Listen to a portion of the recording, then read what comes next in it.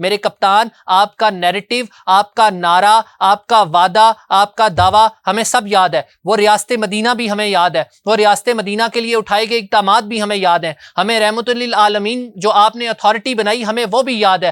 آپ نے ایاک نعبد و ایاک نستعین کا نعرہ لگایا ہمیں وہ بھی یاد ہے. آپ نے دین حق کی سربلندی کے لیے آواز اٹھائی ہمیں وہ بھی یاد ہے. آپ نے اقوام متحدہ کے اندر کھڑے ہو کر ہمارے نبی کی ناموس کی خاطر آواز بلند کی، اور آپ لوگوں نے عالمی طاقتوں کو یہ کہا کہ جب تم ہمارے آقائے دو جہاں جناب حضرت محمد صلی اللہ علیہ وآلہ وسلم کے بارے میں کوئی بات کرتے ہو تو بحیثیت مسلمان ہمارا دل چھلنی ہو جاتا ہے. ہمیں آپ کی وہ آواز بھی یاد ہے جب آپ نے اقوام عالم کے سامنے فرانسیسی غدار اور فرانسیسی اس بندے نے نبی پاک صلی اللہ علیہ وسلم اور ہمارے مطلب ایک خاکے بنائے، آپ نے اس وقت بھی آواز اٹھائی. آپ نے بہترین سفارتی مقدمہ لڑا، آپ نے بہترین سفارتی کارکردگی دکھائی، آپ نے ریاست مدینہ کے لیے سٹیپ اٹھایا. عمل درآمد کو چھوڑ کر آپ نے جب ریاست مدینہ کا نام لیا ہم نے لبیک کہا. لیکن میرے کپتان، اس سب سے ہٹ کر سب سے پہلے ہمارے لیے ریاست پاکستان،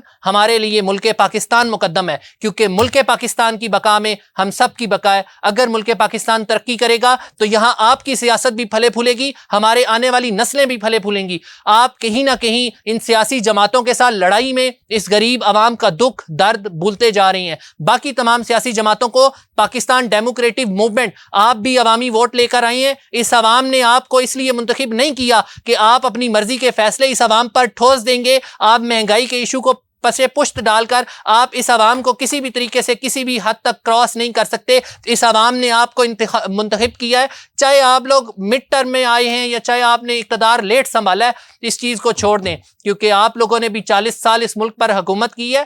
آپ لوگوں کو بھی بہتر علم ہے کہ حالات کو کس طریقے سے ٹھیک کرنا ہے. اس غریب عوام کو IMF کا قرض نہیں چاہیے، نہ اس غریب عوام کو چاہیے کہ IMF آپ کے ساتھ کیا معاہدہ کر رہی ہے، اور نہ ہی غریب عوام کو یہ غرض ہے کہ IMF نے آپ کے ساتھ شرائط کیا رکھی ہیں.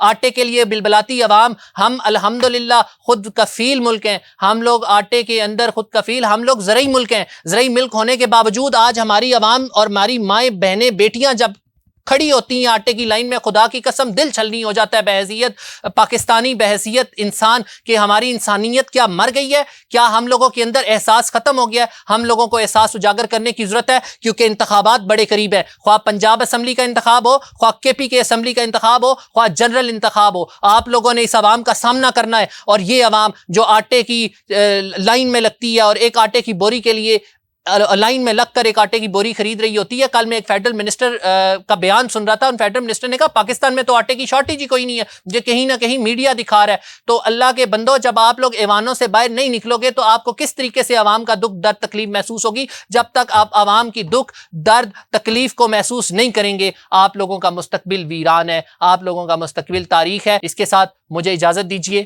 اللہ نگہبان.